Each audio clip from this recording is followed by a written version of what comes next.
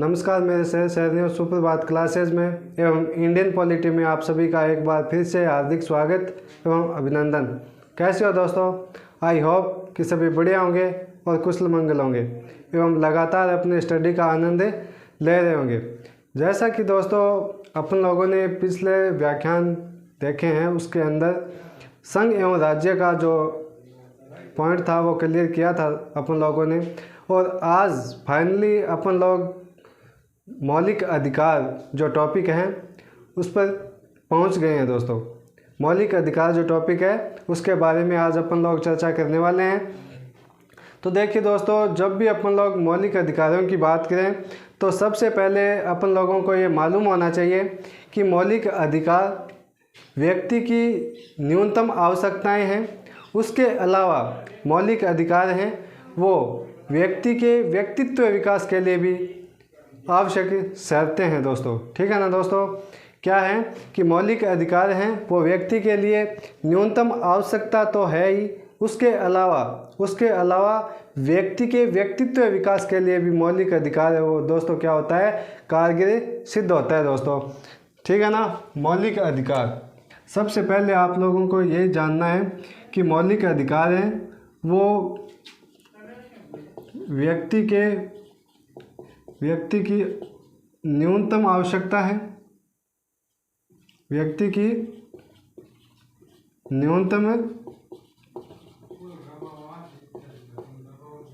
न्यूनतम आवश्यकता है एक बात। उसके अलावा आपको ध्यान रखना है कि मौलिक जो अधिकार है, या आप बोल सकते हो मूल अधिकार, मूल अधिकार है वो व्यक्ति के व्यक्तित्व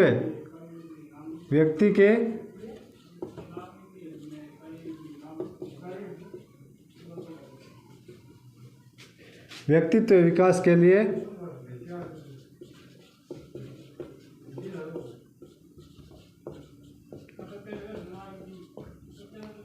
के लिए क्या है दोस्तों,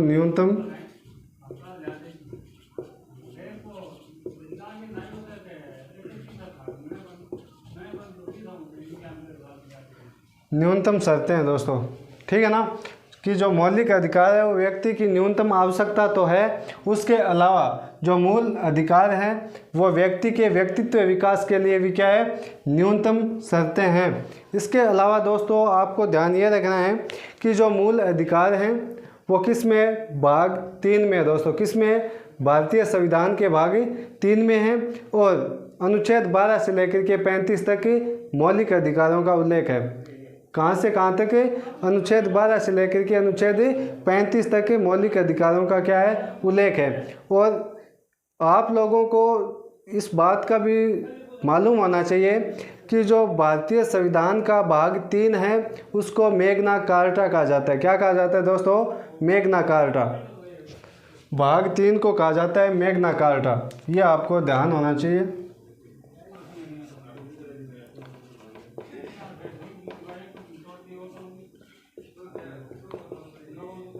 भारतीय संविधान का भाग जो 3 है,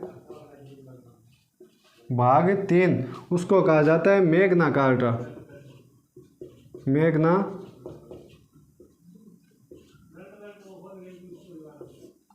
मैग्ना कार्टा कहा जाता है किसे? भारतीय संविधान के भाग 3 को। देखिए दोस्तों, मैग्ना कार्टा क्यों कहा जाता है इसे? भारतीय संविधान का जो भाग 3 है उसे मैग्ना कार्टा क्यों कहा जाता है, ये आप लोगों के मन और मस्तिष्क के अंदर सवाल आना चाहिए कि भारतीय संविधान का जो भाग 3 है उसको आखिरकार मैग्ना कार्टा क्यों कहा जाता है? क्यों कहा जाता है दोस्तों? क्यों कहा जाता है? क्योंकि आप लोगों को मालूम होना चाहिए कि कब 1215 ईस्वी के अंदर, 1215 ईस्वी में इंग्लैंड के राजा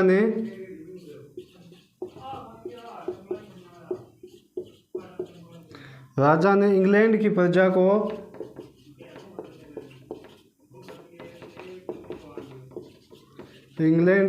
को एक अधिकार पत्र सौंपा था। क्या सौंपा था दोस्तों? अधिकार पत्र।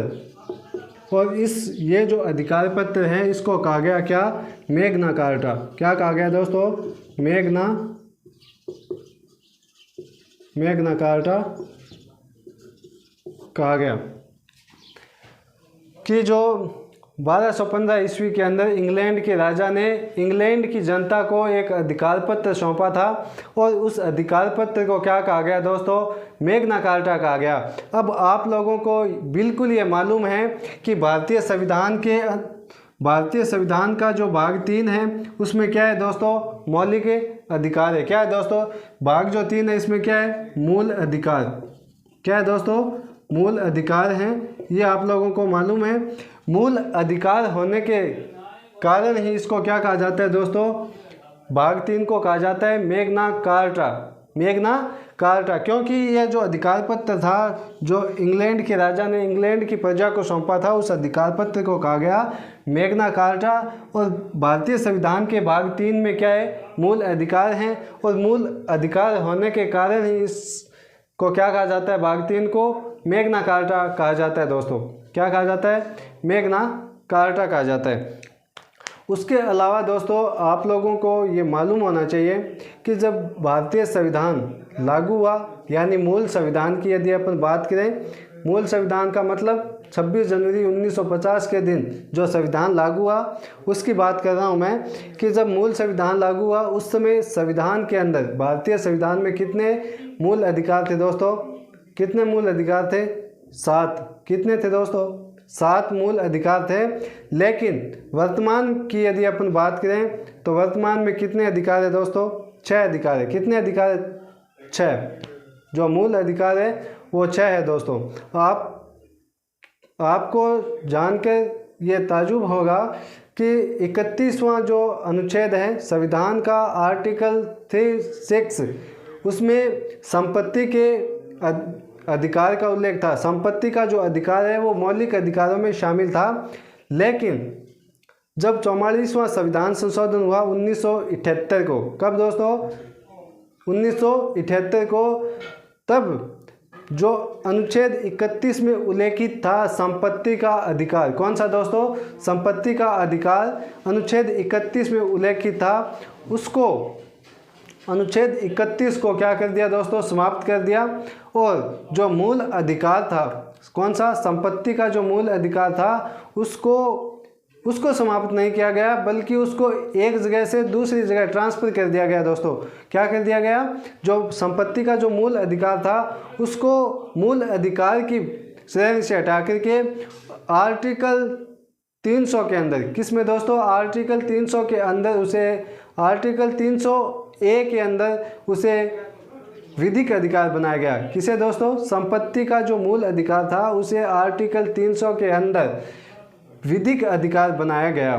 ठीक है दोस्तों, तो एक बार आप इस चीज़ को नोट कर लेना। आप इसका स्क्रीनशॉट लेना चाहो तो ले सकते हो।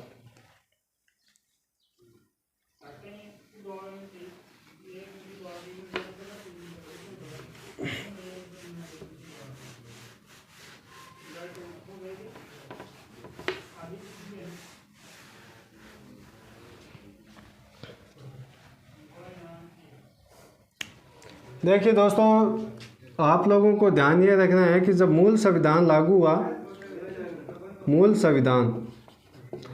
संविधान का मतलब क्या है? 26 जनवरी 1950 के दिन। कब दोस्तों? 26 जनवरी 1950 के दिन जब संविधान लागू हुआ, उस समय संविधान के अंदर कितने अधिकार थे दोस्तों? 7 मौलिक अधिकार थे। 7 मौलिक अधिकार। कितने अधिकार थे? 7 मौलिक अधिकार थे। कब? जब संविधान लागू हुआ 26 जनवरी 1950 के दिन। लेकिन वर्तमान में यदि आपसे पूछे कि मौलिक अधिकारों की संख्या कितनी है, तो वर्तमान में आप लोगों को ध्यान रखना है कितनी है? 6 है दोस्तों। कितनी? 6। वर्तमान में जो मौलिक अधिकार हैं वो कितने हैं?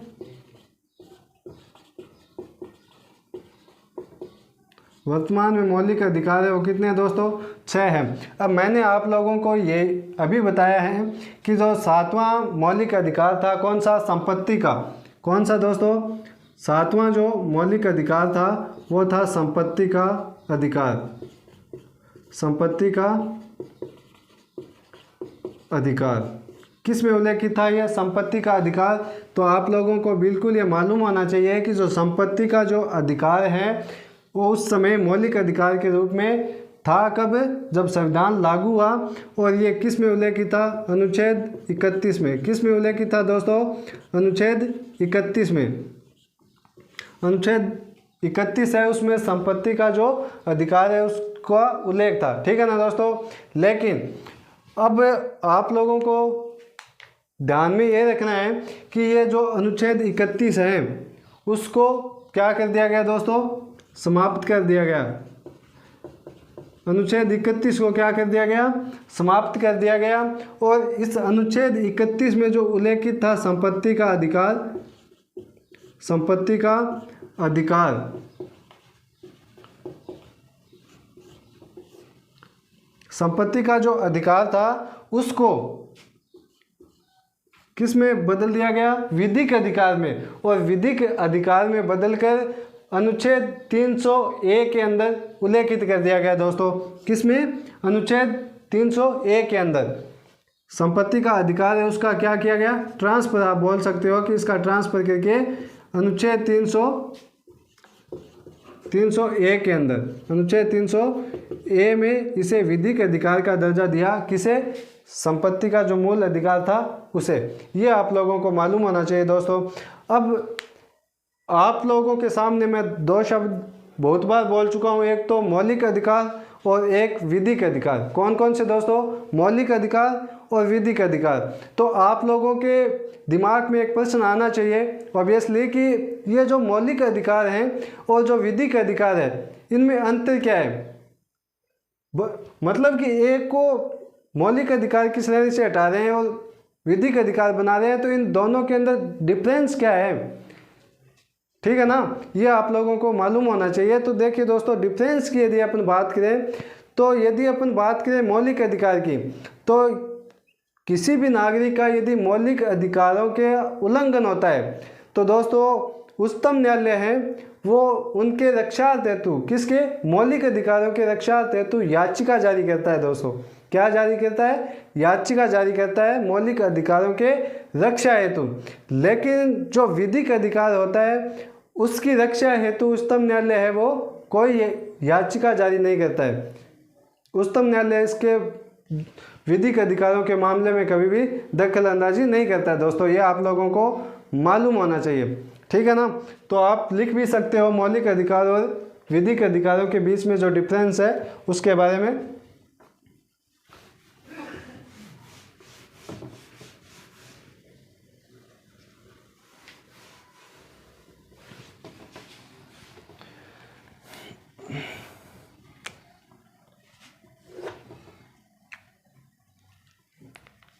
क्या लिखना है आपको? एक साइड तो लिखना है मौलिक अधिकार।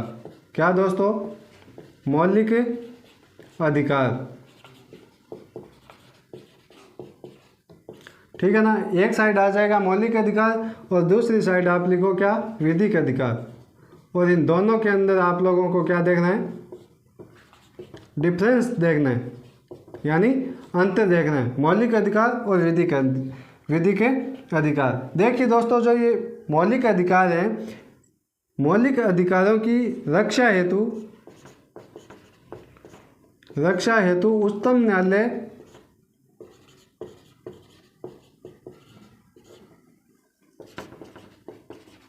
न्यायालय याचिका जारी करता है। क्या जारी करता है? याचिका जारी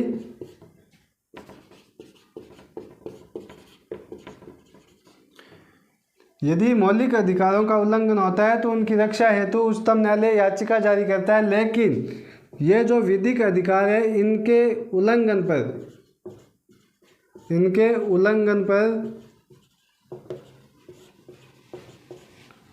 उच्चतम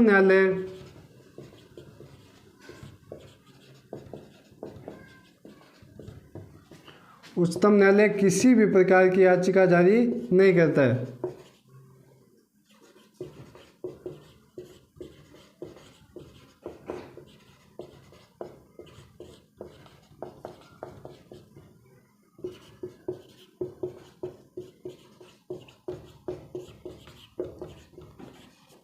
ये आप लोगों को मालूम होना चाहिए कि जो मौलिक अधिकार है उनकी रक्षा हेतु उच्चतम न्यायालय याचिका जारी करता है, और जो ये विधिक अधिकार है उसकी रक्षा हेतु उच्चतम न्यायालय किसी भी प्रकार की याचिका जारी नहीं करता है। ठीक है ना दोस्तों।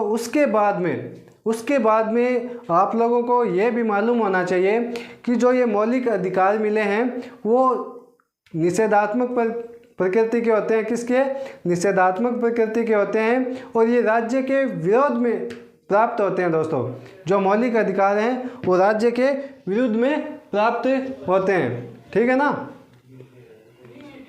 मौलिक अधिकार हैं, एक साइड आप इसको लिख भी सकते हो कि जो मौलिक अधिकार हैं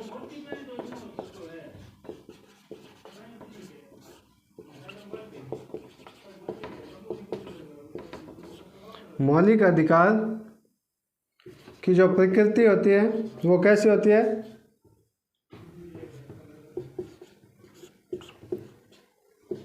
निषेधात्मक। कैसी होती है दोस्तों? निषेधात्मक होती है। एक बात तो आप लोगों को ये मालूम होनी चाहिए। और उसके अलावा जो ये मौलिक अधिकार हैं वो राज्य के विरुद्ध में प्राप्त होते हैं, राज्य के विरुद्ध प्राप्त होते हैं। यह आप लोगों को मालूम होना चाहिए। ठीक है ना दोस्तों। जो मौलिक अधिकार है उसकी प्रकृति निषेधात्मक होती है, और मौलिक अधिकार राज्य के विरुद्ध में प्राप्त होते हैं। एक बार आप इसको लिखिएगा, बाद में अपन बात करेंगे अनुच्छेद 12 के बारे में।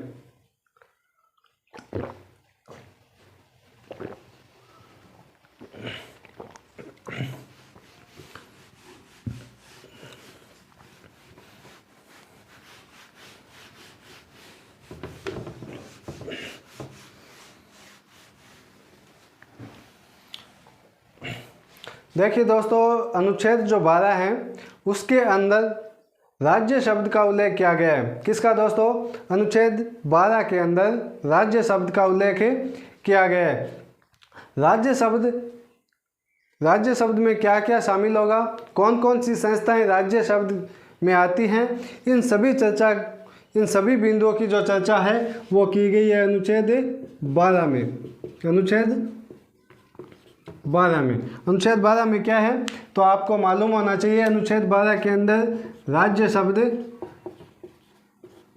जो शब्द है उसका उल्लेख है, या आप बोल सकते हो राज्य शब्द है वो क्या है? परिभाषित है।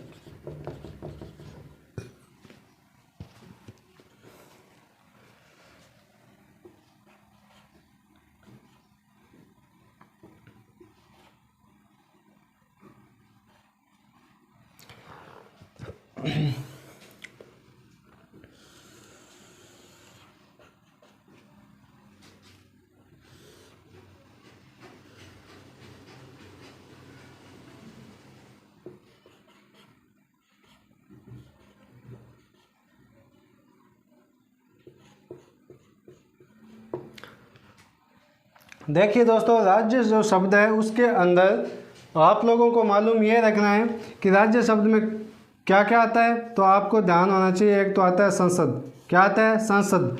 राज्य विधानमंडल। क्या? राज्य विधानमंडल। उसके अलावा नाम दिया गया है क्या? स्थानीय निकाय।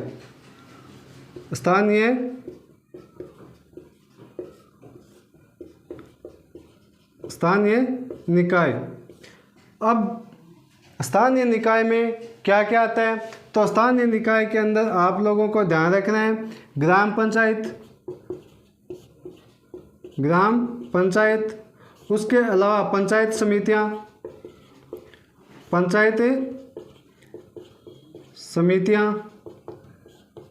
नगर पालिका,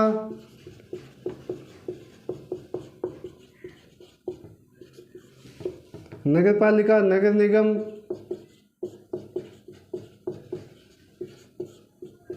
जिला परिषद,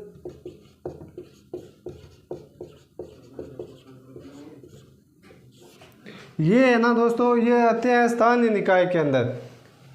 ठीक है ना। राज्य विधानमंडल, संसद है, स्थानीय निकाय के अंदर ग्राम पंचायत है, पंचायत समितियां हैं, उसके अलावा नगर पालिका है, नगर निगम है और जिला परिषद है। ठीक है ना दोस्तों, ये किस में आते हैं? ये सभी के सभी है ना, ये आप लोगों को जो सामने दिखाई दे रहा है बोर्ड पर, संसद, राज्य विधानमंडल, स्थानीय निकाय, ग्राम पंचायत, पंचायत समितियां और उसके अलावा नगर पालिका, नगर निगम और जिला परिषद, ये सभी के सभी इस राज्य शब्द में समाहित है दोस्तों। ये आप लोगों को मालूम होना चाहिए। उसके बाद में दोस्तों अपन बात करेंगे अनुच्छेद 13 पर। अनुच्छेद 13 पर, और अनुच्छेद 13 के बारे में आप लोगों को ये मालूम होना चाहिए कि जब संविधान लागू हुआ, मूल संविधान जब लागू हुआ, उस समय अनुच्छेद 13 के अंदर 3 धारा थी। कितनी धारा? 3 धारा थी। लेकिन वर्तमान में कितनी धारा है दोस्तों? अनुच्छेद 13 के अंदर 4 धाराएं हैं। ठीक है ना। जो चौथी अनुच्छेद 13 4 जो धारा हैं वो कब जोड़ी गई? 24वें संविधान संशोधन द्वारा। कब दोस्तों? 1971 में। 24वें संविधान संशोधन द्वारा 1971 में 13 4 नामक धारा जोड़ी गई। ठीक है ना दोस्तों। तो 13 4 को देखने से पहले जो लोग इंडियन पॉलिटी को पहली बार पढ़ रहे हैं उनके लिए कुछ डायग्राम बना के मैं समझाने की कोशिश कर रहा हूँ। ध्यान देने की कोशिश करें कि जो आप लोगों को पता है कि कोई भी सरकार हो या शासन हो, उसके 3 अंग होते हैं। कितने अंग होते हैं दोस्तों? 3 अंग होते हैं। कौन कौन से? तो एक तो अंग होता है कार्य, मतलब विधि का निर्माण करना, और दूसरा जो अंग होता है उसका कार्य क्या होता है? उस विधि को क्रियान्वयन करना या लागू करना। और जो तीसरा अंग होता है वो इन दोनों जो अंग होते हैं उन पर निगरानी रखता है। यानी अपन यूं कहें कि कोई भी शासन हो या सरकार, आप यूं बोलिए, इसके 3 अंग होते हैं। कितने अंग होते हैं दोस्तों? 3 अंग होते हैं। ये आप लोगों को मालूम होना चाहिए। पहला कौन सा? व्यवस्थापिका।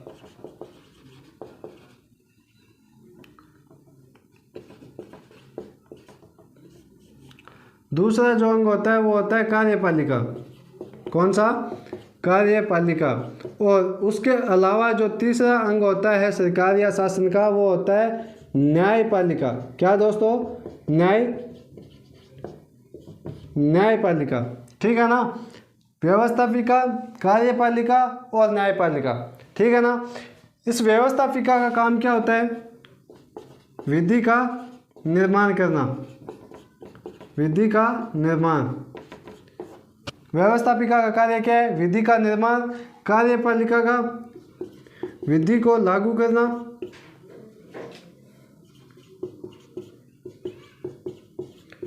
और न्यायपालिका का जो कार्य होता है वो क्या होता है दोस्तों? इन दोनों पर निगरानी रखने का काम किसका होता है? न्यायपालिका का होता है।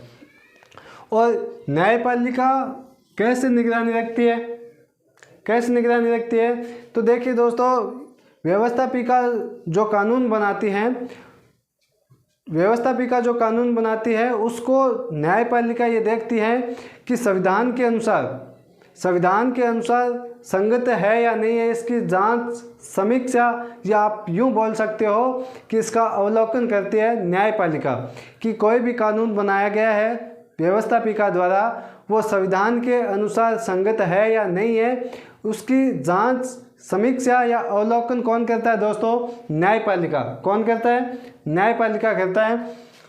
और ये जो जांच की जाती है संविधान के अनुसार न्यायपालिका के द्वारा, उसे कहा जाता है क्या? जुडिशियल रिव्यू, यानी न्यायिक पुनरावलोकन। क्या कहा जाता है दोस्तों? न्यायपालिका द्वारा, आप लिख लीजिए,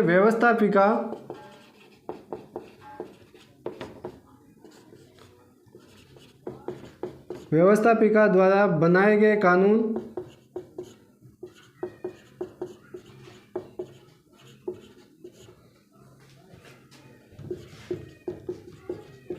बनाया गया कानून संविधान के अनुसार संगत है या नहीं,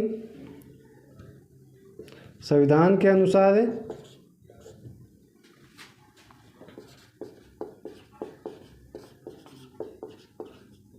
संगत है या फिर नहीं, इसकी जांच या आप बोल सकते हो समीक्षा, जांच समीक्षा या बोल सकते हो अवलोकन। क्या? जांच समीक्षा या अवलोकन किसके अनुसार करती है न्यायपालिका? संविधान के अनुसार। अवलोकन करना क्या कहलाता है? जुडिशियल रिव्यू यानी न्यायिक पुनरावलोकन।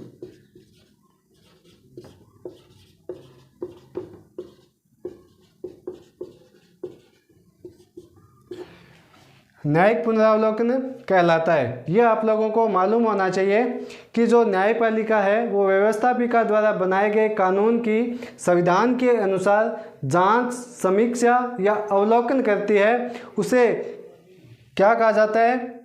न्यायिक पुनरावलोकन कहा जाता है। दोस्तों ये बात आ गई समझ में? बोलो, मुद्दा आया क्या समझ में? आप यदि कहो तो मैं आगे चलूं, आपकी इजाज़त हो तो मैं आगे बढ़ूं, वरना उसको दोबारा मैं समझाने की कोशिश करूँगा। देखिए दोस्तों, ये शासन है या आप यूँ कह सकते हो कि क्या है? सरकार है, ठीक है ना। इसके 3 अंग है। पहला अंग व्यवस्थापिका, कार्यपालिका और न्यायपालिका, ठीक है ना। व्यवस्थापिका का काम क्या होता है? कानून बनाना, विधि का निर्माण करना। और कार्यपालिका का काम क्या होता है? विधि को लागू करना या कानून का क्रियान्वयन, ठीक है ना दोस्तों। उसके अलावा जो सरकार का तीसरा अंग होता है वो होता है न्यायपालिका। कौन सा दोस्तों? न्यायपालिका। और न्यायपालिका का काम क्या है? निगरानी रखना।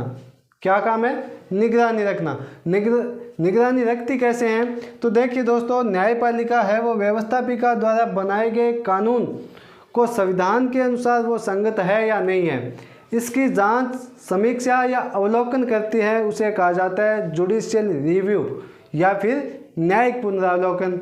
ये मैं आप लोगों को बताना चाह रहा था दोस्तों। अब बताओ समझ में आया कि नहीं आया? ठीक है ना? ओके, चलो आगे। ओके, अब देखिए दोस्तों, अपन बात करेंगे अनुच्छेद 13 के बारे में।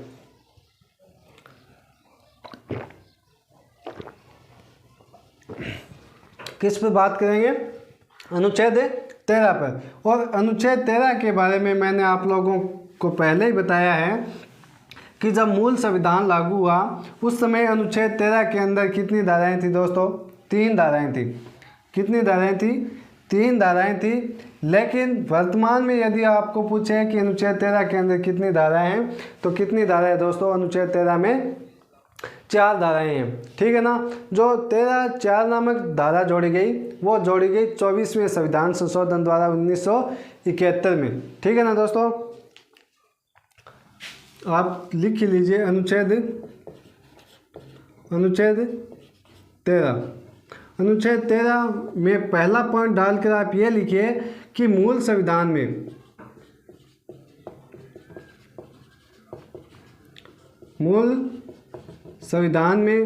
अनुच्छेद 13 में कितनी धाराएं थी? अनुच्छेद 13 में 3 धाराएं थी। कितनी दोस्तों? 3 धारा थी। लेकिन वर्तमान में कितनी है? वर्तमान में कितनी है दोस्तों? वर्तमान में है 4 धारा। कितनी? 4 धारा है। और आप नोट लगा करके लिखिएगा कि जो अनुच्छेद 13(4) नामक धारा है, अनुच्छेद 4 नामक जो धारा है, अनुच्छेद 13(4) नामक जो धारा है वो कब जोड़ी गई दोस्तों? 24वें संविधान संशोधन द्वारा। 24वें संविधान संशोधन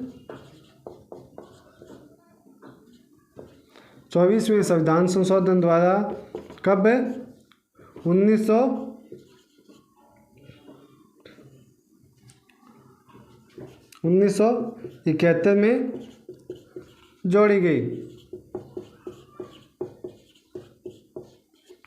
ये आप लिख लीजिए कि जो अनुच्छेद 13(4) नामक धारा है वो 24वें संविधान संशोधन द्वारा कब 1971 में जोड़ी गई। उसके बाद में अपन एक एक धारा का पोस्टमार्टम करेंगे अनुच्छेद 13 में जो उल्लेखित है।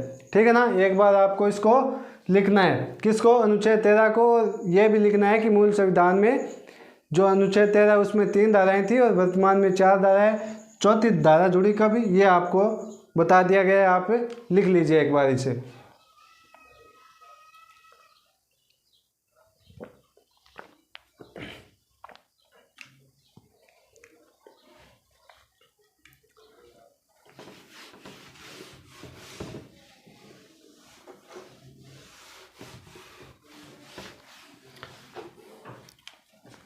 देखिए दोस्तों, अब बात करते हैं अपन अनुच्छेद 13।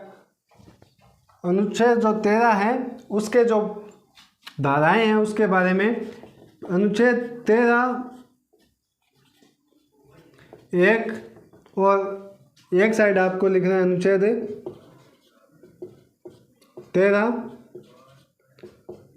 2, ये आपको लिखना है। देखिए दोस्तों, अब अपन अनुच्छेद 13 1 और अनुच्छेद 13 2 को तुलनात्मक दृष्टि से यदि अपन पढ़ेंगे तो याद है वो आसानी से होगा। मुझे तो क्या है, मैं तो पहले अनुच्छेद 1 को लिखा दूंगा 13 1 को और अनुच्छेद 13 2 को लिखा दूंगा, लेकिन याद करने में जो आसानी है वो यदि अपन अनुच्छेद 13 1 और अनुच्छेद 13 2 को तुलनात्मक दृष्टि से यदि पढ़ेंगे तो आसानी से याद होगा। देखिए दोस्तों, अनुच्छेद 13 क्या है।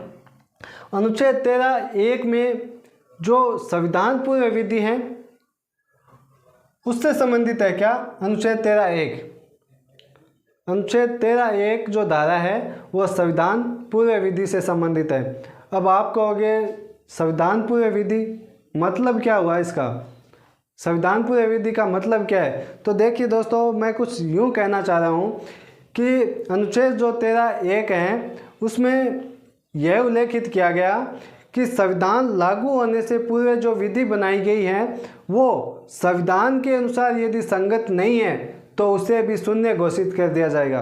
क्या दोस्तों, कि यदि कोई विधि संविधान बनाने से पहले ही लागू हो गई है और बाद में संविधान लागू होगा, ठीक है ना, तो यदि बाद में भी वो संविधान के अनुसार संगत नहीं है तो वो विधि भी क्या हो जाएगी दोस्तों, शून्य हो जाएगी। ये आपको लिखना है। लिखिए आपके अनुच्छेद 13 का 13 1 है उसका संबंध किससे है, संबंध है वो है संविधान पूर्व विधि से। संविधान पूर्व विधि से इसका संबंध है। और संविधान पूर्व विधि का उल्लेख करते हुए आपको लिखना है कि अनुच्छेद 13 1, अनुच्छेद 13 1 में क्या उल्लेखित है। अनुच्छेद 13 1 में उल्लेखित है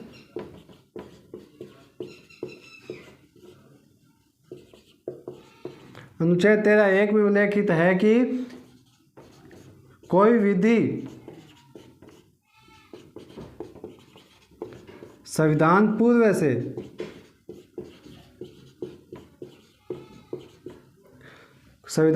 से लागू है और यदि वह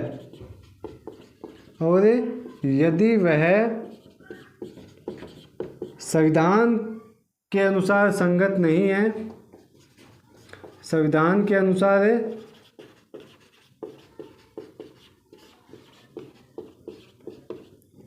संगत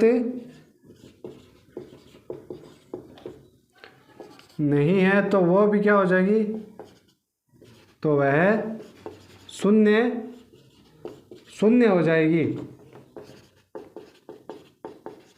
यह आप लोगों को लिखना है दोस्तों कि जो अनुच्छेद 13 1 है उसमें संविधान पूर्व विधि का उल्लेख है, यानी कोई भी विधि यदि संविधान पूर्व से लागू है और संविधान लागू होने के बाद यदि वह विधि संविधान के अनुसार संगत नहीं है, संविधान के अनुसार उचित नहीं है, तो वह भी क्या हो जाएगी दोस्तों, शून्य हो जाएगी। और अनुच्छेद 13 2 है वो क्या है, संविधान लागू होने के बाद में जो विधि बनाई गई है उससे संबंधित है। संविधान लागू होने के बाद की विधि से क्या है दोस्तों, विधि से संबंधित है,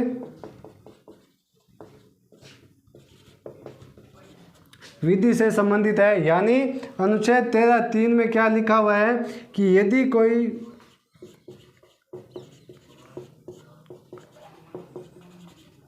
कोई विधि संविधान लागू होने के बाद, संविधान लागू होने के बाद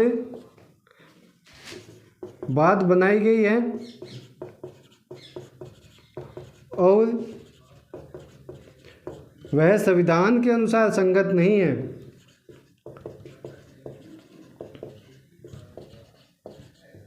वह संविधान के अनुसार है,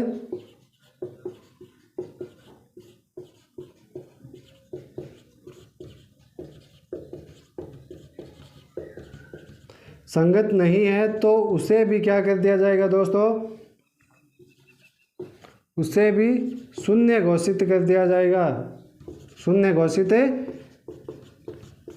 कर दिया जाएगा। ये कहाँ लिखा हुआ है दोस्तों, अनुच्छेद 13(2) के अंदर। कहाँ पे, अनुच्छेद 13(2) में लिखा हुआ है कि संविधान लागू होने के बाद भी कोई विधि बनाई जाती है और यदि वह भी क्या संविधान के अनुसार संगत नहीं है, संविधान के अनुसार उचित नहीं है, तो उस विधि को भी क्या दोस्तों शून्य घोषित किया जा सकता है, शून्य घोषित किया जाता है। ये बात लिखी हुई है अनुच्छेद 13(2) में। तो ये छोटी छोटी बातें आपको अपने जो लक्ष्य निर्धारण कर रखा है उस तक पहुंचाने के लिए कारगर साबित होगी दोस्तों। ये बातें आप लोगों को बिल्कुल बहुत ही ध्यानपूर्वक सुनना चाहिए और नोटबुक लेकर के लिखना भी चाहिए एक एक बात को, ठीक है ना दोस्तों। उसके बाद में अपन बात करेंगे अनुच्छेद 13(3) और अनुच्छेद 13(4), ठीक है ना। अनुच्छेद 13(3) में विधि शब्द को परिभाषित किया गया है दोस्तों। किसको, विधि शब्द को परिभाषित किया गया है किसमें, अनुच्छेद 13(3) के अंदर, ठीक है ना। तो आज के लिए टाइम हो गया है, आज अपन इतना ही पढ़ेंगे। आगे अपन बात करेंगे अगले व्याख्यान में अनुच्छेद 13(3) और 13(4) पर। तो आज के लिए बस इतना ही, मिलते हैं अगले व्याख्यान में। तब तक के लिए thank you very much and I wish you all the best. Thank you.